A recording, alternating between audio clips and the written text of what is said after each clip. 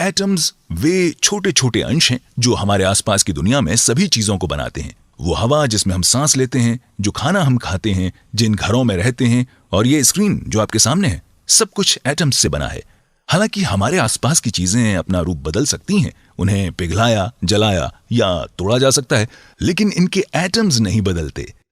ये छोटे लेगो ब्लॉक्स की तरह होते हैं। जब आप कोई मॉडल बदलते हैं तो एक लेगो हाउस लेगो कार में बदल सकता है, लेकिन बेसिक ब्लॉक्स या एटम्स वही रहते हैं। हमें अभी तक लगभग 114 विभिन्न प्रकार के एटम्स के बारे में पता है। सबसे हल्का है हाइड्रोजन और उससे कई गुना बड़ा है यूरेनियम। ऐसे मटेरियल्स जो केवल एक ही प्रकार के एटम्स से बने हों, उन्हें एलिमेंट्स कहा जाता है। और वो मटेरियल्स जो अलग अलग तरह के एटम्स से मिलकर बने होते हैं, उन्हें यौगिक या कंपाउंड कहा जाता है। हर एलिमेंट को उसके सिंबल से रिप्रेजेंट किया जाता है, जैसे कि सोडियम का सिंबल है Na, ऑक्सीजन का सिंबल है O, आर्गन का सिंबल है Ar, और जैसा कि आप समझ गए होंगे, हाइड्रोजन का सिंबल होगा H। ज्यादातर एलिमेंट्स के सिंबल उनके इंग्लिश नाम के पहले लेटर के साथ शुरू होते हैं, लेकिन कुछ एक्सेप्शंस भी होते हैं जिनके नाम किसी और भाषा से लिए जाते हैं, जैसे कि लेड का सिंबल Pb। ऐसा इसलिए है क्योंकि लैटिन भाषा में लेड को प्लम्बम के रूप में जाना जाता है। अगर पीरियोडिक टेबल पर नजर डालें तो आप देखेंगे कि एलिमेंट के सिंबल का दूसरा लेटर हमेशा लोअर केस होता है। पीरियोडिक टेबल का निर्माण एक रूसी वैज्ञानिक और आविष्कारक दिमित्री मेंडलीव द्वारा किया गया था। सन 1869 में उन्होंने सभी एलिमेंट्स को उनके एटॉमिक मास के बढ़ते क्रम में जमाया और उन्हें अलग अलग रोज में बांट दिया, जिससे कि समान प्रॉपर्टीज वाले एलिमेंट्स को एक ही ग्रुप में रखा जा सके। ऐसा करने से मेंडलीव उन एलिमेंट्स की प्रॉपर्टीज को प्रिडिक्ट करने में सक्षम हो सके जो तब तक खोजे नहीं गए थे। वैसे अगर हम सिर्फ एटम्स के बढ़ते साइज को ध्यान में रखें तो पीरियोडिक टेबल को कभी खत्म ही नहीं होना चाहिए, लेकिन बहुत भारी एटम्स स्थिर नहीं होते और आसानी से टूट जाते हैं। बिस्मथ को आखिरी स्थिर एटम माना जाता है। इसका कारण यह है कि एटम्स छोटे पार्टिकल्स से बने होते हैं। ये कौन से पार्टिकल्स हैं? वीडियो को यहीं रोकें और सोचें। एटम्स प्रोटॉन्स, न्यूट्रॉन्स और इलेक्ट्रॉन्स से बने होते हैं। प्रोटॉन्स और न्यूट्रॉन्स एटम के सेंटर में एक छोटे से न्यूक्लियस में रहते हैं, जिसके चारों ओर सभी इलेक्ट्रॉन्स चक्कर काटते हैं। एक इलेक्ट्रॉन का मास एक न्यूट्रॉन या प्रोटॉन के मास के लगभग 1000वें हिस्से के बराबर होता है। तो इसका मतलब हुआ कि एक एटम का लगभग सारा मास उसके सेंटर में केंद्रित होता है। क्योंकि प्रोटॉन्स और न्यूट्रॉन्स का मास इलेक्ट्रॉन के मास की तुलना में बहुत बड़ा होता है, हम ये मान लेते हैं कि इलेक्ट्रॉन का मास मूलतः 0 है। एलिमेंट्स को पहचाना जाता है उनके न्यूक्लियस में पाए जाने वाले प्रोटॉन्स के आधार पर। प्रोटॉन्स की संख्या कभी नहीं बदलती। इसका कारण यह है कि प्रोटॉन्स और इलेक्ट्रॉन्स चार्ज्ड पार्टिकल्स होते हैं। प्रोटॉन्स के ऊपर पॉजिटिव चार्ज होता है +1 और इलेक्ट्रॉन्स के ऊपर नेगेटिव चार्ज होता है -1। क्योंकि इलेक्ट्रॉन्स एटम्स के न्यूक्लियस के चारों ओर स्वतंत्र रूप से घूमते हैं, उनका किसी भी दूसरे एटम के साथ आदान प्रदान किया जा सकता है, जिससे हमें उस एलिमेंट की केमिस्ट्री के बारे में पता चलता है। एक चार्ज्ड एटम को आयन कहा जाता है। न्यूट्रॉन्स चार्ज्ड नहीं होते। इससे वाकई में कोई फर्क नहीं पड़ता है कि किसी एटम के न्यूक्लियस में कितने न्यूट्रॉन्स हैं। ये उसकी केमिस्ट्री पर कोई प्रभाव नहीं डालते, लेकिन वो न्यूक्लियस को एक साथ बांधने में मदद करते हैं, जिसमें अन्यथा केवल पॉजिटिव चार्ज वाले प्रोटॉन्स होते हैं जो एक दूसरे को रिपेल करते हैं। एक ही एलिमेंट के कुछ एटम्स के न्यूक्लियस में उसी एलिमेंट के कुछ और एटम्स की तुलना में अधिक या कम न्यूट्रॉन्स हो सकते हैं। इन्हें आइसोटोप्स के रूप में जाना जाता है।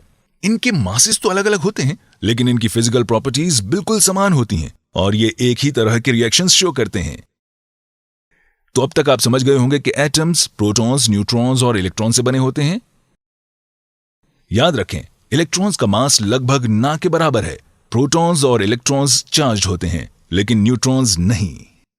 रेडियो एक्टिव मटेरियल का न्यूक्लियस 3 अलग अलग प्रकार की रेडिएशन रेज को एमिट करता है, जिन्हें अल्फा, बीटा और गामा कहते हैं। अल्फा, बीटा और गामा रेज की विशेष इलेक्ट्रिकल चार्ज कैरेक्टरिस्टिक्स के कारण एक रेडियो एक्टिव सोर्स से निकली बीम को एक मैग्नेटिक फील्ड के माध्यम से अलग किया जा सकता है। अल्फा रेज में एक रेडियो एक्टिव एटम के न्यूक्लियस से उत्पन्न पार्टिकल्स होते हैं।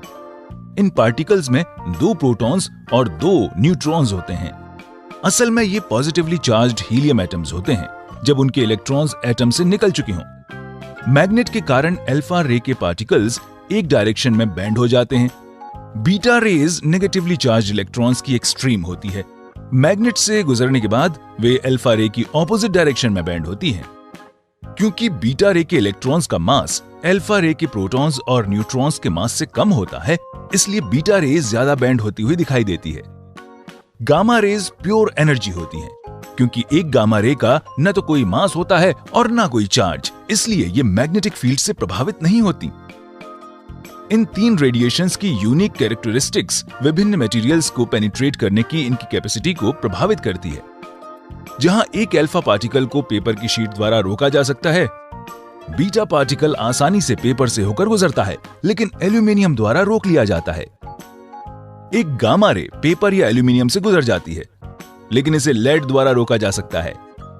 ये तीनों रेडिएशंस जिस डिग्री तक मनुष्य के टिश्यू में प्रवेश कर सकते हैं, उसी को देखते हुए रेडियो एक्टिव मटेरियल के संपर्क को खतरनाक माना गया है। ह्यूमन बॉडी पर रेडिएशन के प्रभाव के संदर्भ में अल्फा पार्टिकल्स को आमतौर पर स्किन की आउटर लेयर द्वारा रोक दिया जाता है और अंडरलेइंग टिश्यू को कोई नुकसान नहीं पहुंचता। हालांकि बीटा पार्टिकल्स को स्किन की प्रोटेक्टिव लेयर द्वारा नहीं रोका जा सकता, इसलिए ये डीप सेंसिटिव टिश्यूज को नुकसान पहुंचा सकती हैं। इसी प्रकार गामा रेज भी बॉडी में पेनिट्रेट करके नुकसान का कारण बन सकती हैं। इसीलिए रेडियो एक्टिव मटेरियल्स के साथ काम करते वक्त स्पेशल प्रोटेक्टिव गियर पहनना आवश्यक है। जब एक न्यूट्रॉन को यूरेनियम के एटम पर हाई स्पीड से फायर किया जाता है, तो ये फिशन नामक एक प्रोसेस से एटम को विभाजित करता है। एक एटम के न्यूक्लियस की स्टेबिलिटी प्रोटॉन्स के बीच के रिपल्सिव इलेक्ट्रिकल फोर्सेस और न्यूक्लियस को होल्ड करके रखने वाले अट्रैक्टिव न्यूक्लियर फोर्सेस को बैलेंस करके मेंटेन की जाती है। यूरेनियम के केस में ये बैलेंस अनस्टेबल होता है, इसलिए जब एक फास्ट मूविंग न्यूट्रॉन यूरेनियम 235 के न्यूक्लियस से टकराता है, तो वो एक इलोंगेटेड शेप में फैल जाता है। ये इलोंगेटेड शेप रिपल्सिव फोर्सेस के फेवर में होता है और यूरेनियम 235 एटम क्रिप्टॉन और बेरियम के एटम्स में स्प्लिट यानी विभाजित हो जाता है। इस पावरफुल एनर्जी रिलीज से 3 न्यूट्रॉन भी उत्पन्न होते हैं। ये तीनों न्यूट्रॉन्स 3 और यूरेनियम एटम्स से टकराते हैं और कैटास्ट्रोफिक चेन रिएक्शन के परिणाम स्वरूप एटम बॉम्ब बनता है। न्यूक्लियर फिशन का ये प्रोसेस न्यूक्लियर पावर प्लांट्स को ऑपरेट करने के लिए एनर्जी सोर्स का भी काम करता है। एक कंट्रोल्ड एनवायरनमेंट में यूरेनियम 235 के फिशन से उत्पन्न हीट का उपयोग स्टीम बनाने के लिए किया जाता है, जो इलेक्ट्रिसिटी जनरेट करने वाली टरबाइंस को चलाती है।